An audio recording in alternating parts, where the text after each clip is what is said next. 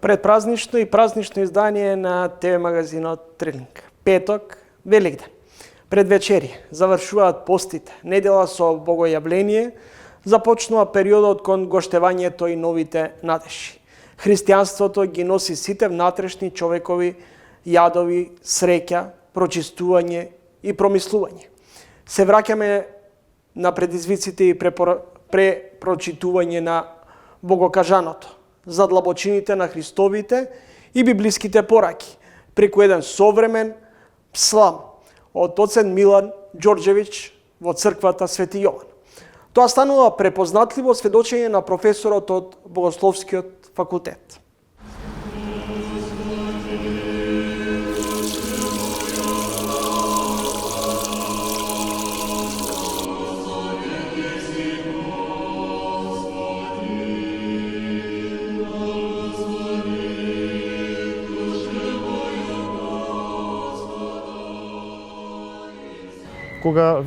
Кога кажувате оган, мислите на свеќите. Предпоставам дека тоа е првата асоциација која што ја имате, свеќите кои што се палат во црквата, кои што представуваат бескрвна жртва, која што ни го осветлува патот на аскетскиот живот во нашиот подвиг. Од друга страна, јајцето представува символ на новиот живот, на животот кој што се раѓа и на животот кој што воскреснува. Токму заради тоа поврзаноста меѓу јајцето и празникот на воскресението Христово.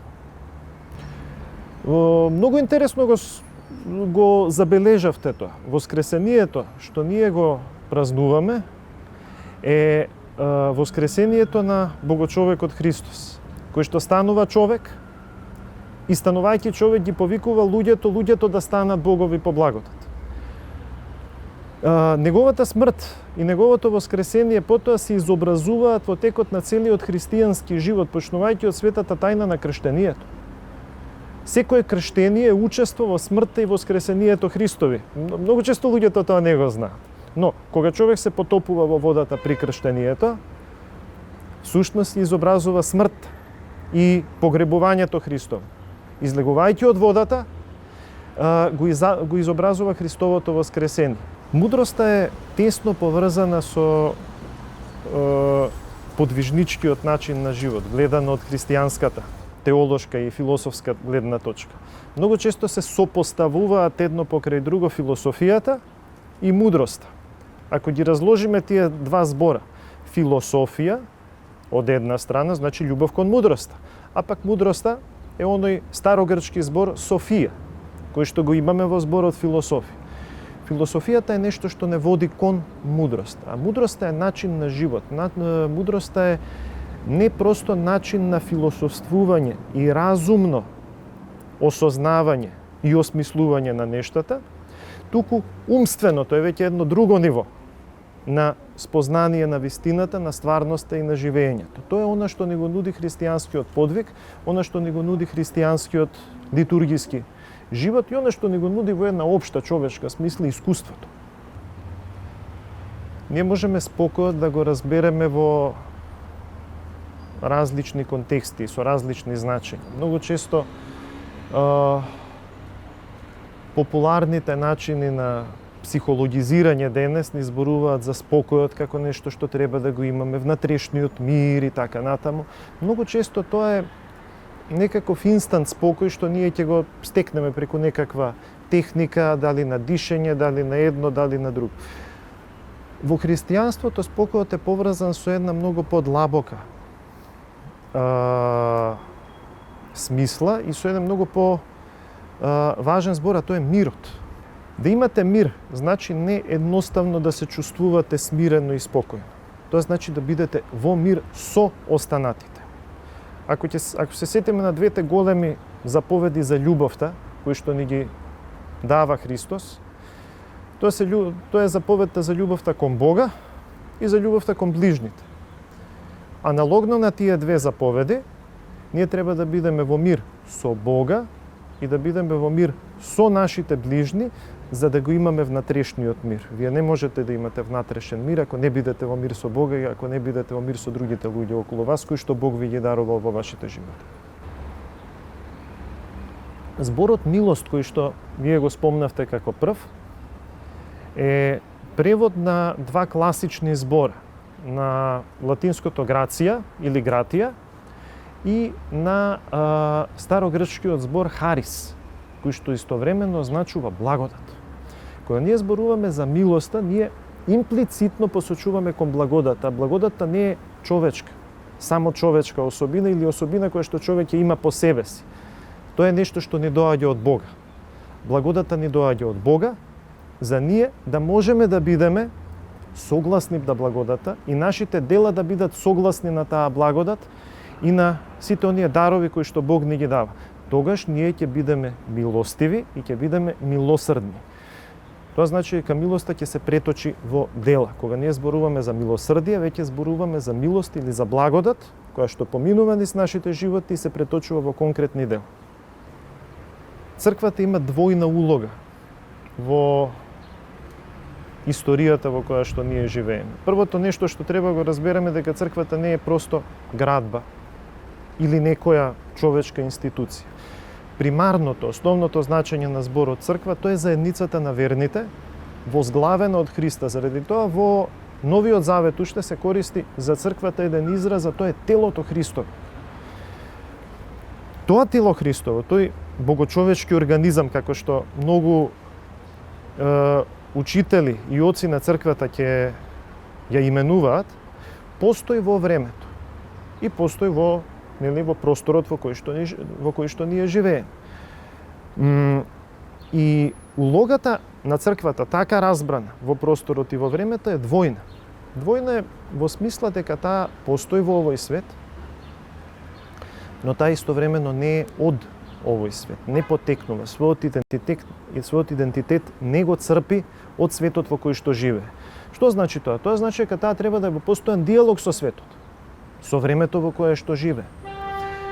Истовремено, таа никогаш нема да се идентификува целосно со времето, со тенденциите, со тековите, со модите на различните времења. Дали ова сега, дали тоа пред 100 или тоа пред 1000 или 2000 години. Таа секогаш ќе биде тука за да го преобрази времето. И што е најважно, да му даде смисла на времето и на оние нешта што ги правиме во времето и во историјата. Тоа е главниот призив и тоа е главната улога на црквата.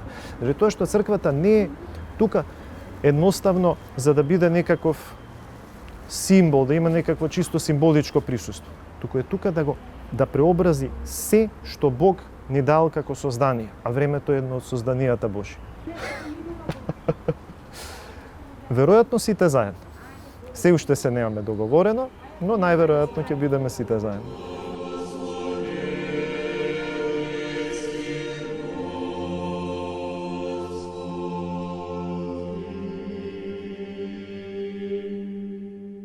На Великден сум се заљубил, на тој голем ден христијански.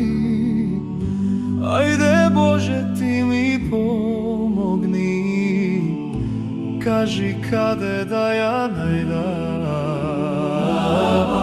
Ајде Боже, ти ми помогни, кажи каде да ја најдам. Ова празнично издание нов следен согонник е Джина Папа Џокси со неговата антологиска На Великден сум се заљубил. Како сте? Одлично. Во овие празнични денови. Раштркано. Не случајно реков антологиска, се чини дека секогаш пред Великден сте во фокусот на вниманието. Да, тоа е све благодарејќи на таа песна што сум ја направил за Великден и не е ни чудо што веќе 36 години трае, се разбира, благодарејќи на народот. Ја често пати зборам дека тоа е сепак песна од народот за народот. 3 нови верзии изминатиот период се подготвени, вклучувајќи и вашата нова верзија. Исто така во студио со Александар Митевски со Дат снимивте нова верзија. Така.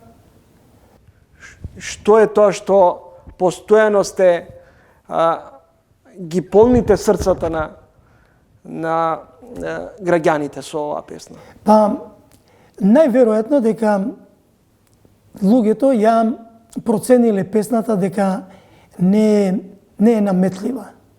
Таа е многу едноставна, многу љубовна, многу лесно можеш да дојдеш до неа, односно да се најдеш во неа. И тоа ја мислам дека она главната причина зашто народот толку брзо ја има прифатено таа песна. Згора на сето тоа, поголемиот дел од музичарите проценува дека може да направат нова верзија. Да, таа веќе има можеби 10 верзии, меѓутоа од година во година се по некоја нова се јавува. Како оваа година што се јави Александар со Дац во нивната верзија и ова што го направи ТФТ продукција од Канада со нивната акапела, односно да кажам црковна верзија. Колку новата изведба и новите аранжмани што се направени соодействуваат со оригиналната верзија? Значи, сега можам да зборам за акапелската верзија, бидејќи ја објавивме пред недела дена. Искрено да кажам дека бев малку загрижен дали тоа ќе помине како што треба или не. Меѓутоа, самите реакции на слушателите, на гледачите, предизвика многу голем број позитивни коментари, што на некој начин пак песната е допрена до народот, онака како што таа мисли дека треба да биде. Во овој случај, значи користен е црковен хор за да ја реализираме таа песна. Чинам дека искористивме многу убав повод, 130 години од изградбата на храмот Свети Димитрија во Скопје. Храм кој датира уште од 13 век, меѓутоа храм кој со текот на векови стално бил пален, рушен. Меѓутоа 1886 година целосно бил срамнет со земјата, со донации од народот, 10 години се градел и од 1896 година до ден денеска го гледаме онака како што е изграден тогаш. Што значи дека пак е тој, народот е двигател на она што се вели верба во Бога. Толку народ јасне судите, што на Великден се собрале, или Боже ти ми помогни, кажи каде да ја најдам, или Боже ти ми помогни, кажи каде да ја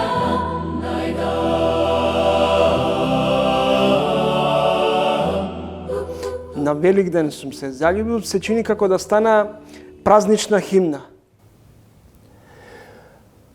Па, ако веќе 36 години обстојува во текот на тие великденски празници, значи може да се каже дека е тоа празнична, не званична црковна, меѓутоа народна празнична химна, верзија. Дали сега е време за изработка на нови транскрипции, за да се запази оној модерен стил да се биде во текст со времето? Па нешто тоа во тој стил има направено Александар. Александар таа верзија ја направи, ние денеска контактиравме и кажавме дека, освари дојдовме до сознание дека сепак тоа што го има направено е еден вид клубска свирка. Значи, сега може комотно и по клубовите да се пушта таа песна. Се зошто е таа верзија и зошто се претходните верзии. Значи, јас имам една верзија која е снимена за за продукцијата на македонската радио телевизија. И што се случува? Се случува да оригиналната верзија која им ја имам дадено, ја имат или избришано или загубено. Ова верзија што ја слушаме као моја, нели, многу ми навелат од твојата верзија нема подобра, кој ќе ти го чуеме гласот, меѓутоа таа верзија веќе е снимната од обична касета. Ги нема сите оние како да кажам, бои, ја нема она длабочина на песната која сега модерниот ритам ја држи секоја песна. Затоа на некоја рака и сум поборник на тоа што повеќе да ја најдат, да ја обработат песната, бидејќи, внимавајте, секој автор има свое гледање на таа песна. Јас немам ништо против тоа. Секој знае на кој начин како да ја преработи. Секој во свој стил си ја преработува. И тоа е окей, и тоа држи. Така и Александар направи една прекрасна клубска верзија, што мислам дека исто и таа има да се слуша, да се врти.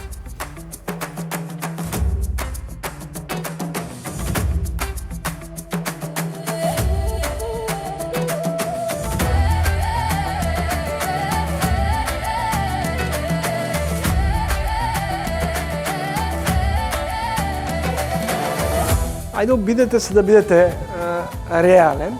Кој од трите нови клубски верзии најмногу содействува со оригиналната верзија?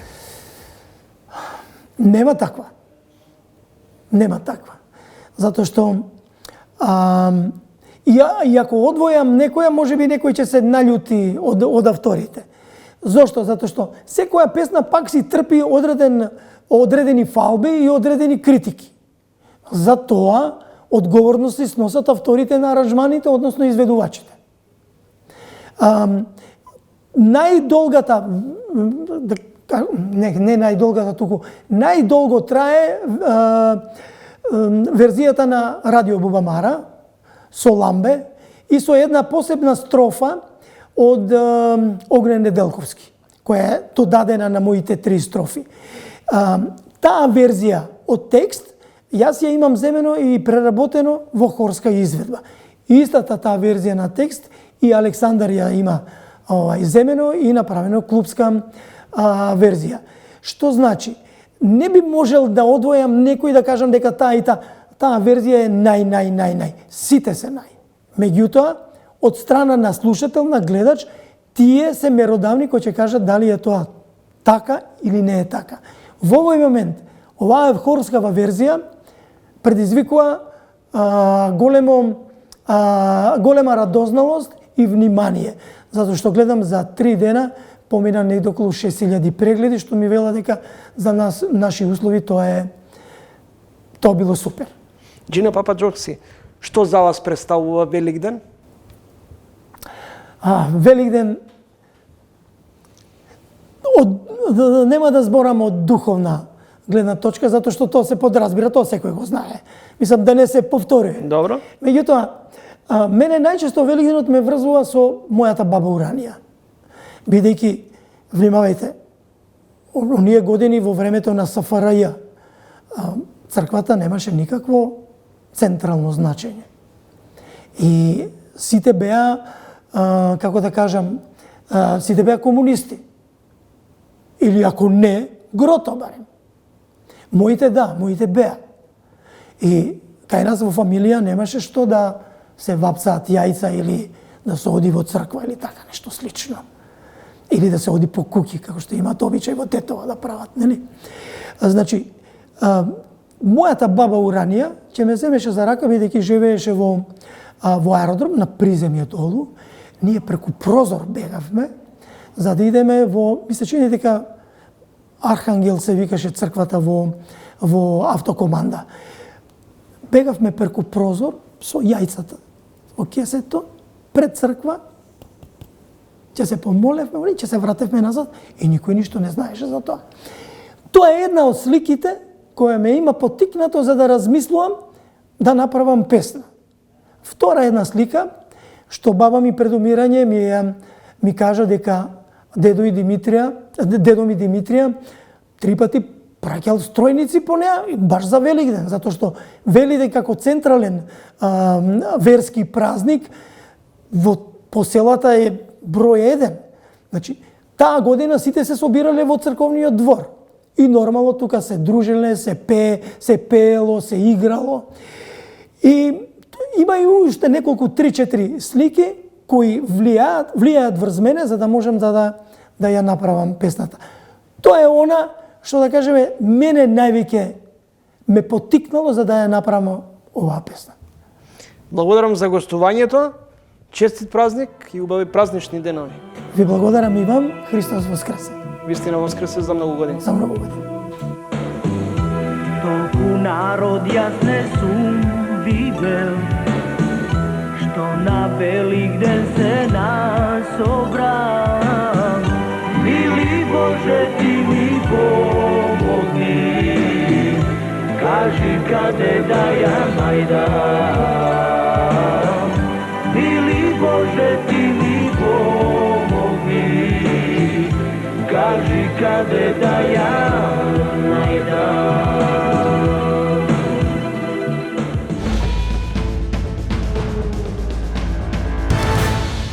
Колку може да најдете некаква символика во вашата книга со оние празнични пораки кои најчесто доминираат за време на Великден?